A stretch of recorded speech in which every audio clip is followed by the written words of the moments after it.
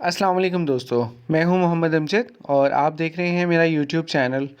दोस्तों, आप बेहतर जानते हैं पाकिस्तान में अगर लॉटरी कोई लीगल शक्ल में मौजूद है तो वो है प्राइज़ बॉन्ड। जी हाँ, प्राइज़ बॉन्ड एक ऐसी चीज़ है जो आपको रातों रात अमीर बना सकती है मुहावरतन। अगर आपका प्राइज़ बॉन्ड कहीं पर भी क्लिक कर जाता है तो आप बैठे बिठाए अमीर हो सकते हैं। पाकिस्तान में ये मुख्तलिफ़ डिनोमिनेशंस में अवेलेबल थी, अब इसको कुछ कम कर दिया गया है। तो आज हम बात करेंगे कि जनवरी 2023 में कौन सी कुरानंदाज़ी होने जा रही है। जनवरी 2023 में 750 वाले प्राइस बॉन्ड की कुरानंदाज़ी है और ये ड्रॉ नंबर 93 है और ये कराची में होगी और इसकी डेट है 16 जनवरी 2023 बरोज़ सोमवार। और इसमें पहला इनाम जो है वो है 15 लाख रुपए का और ये एक इनाम है।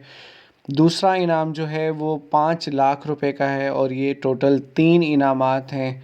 और तीसरा इनाम जो है वो 9300 का है और ये टोटल 1696 इनामात हैं।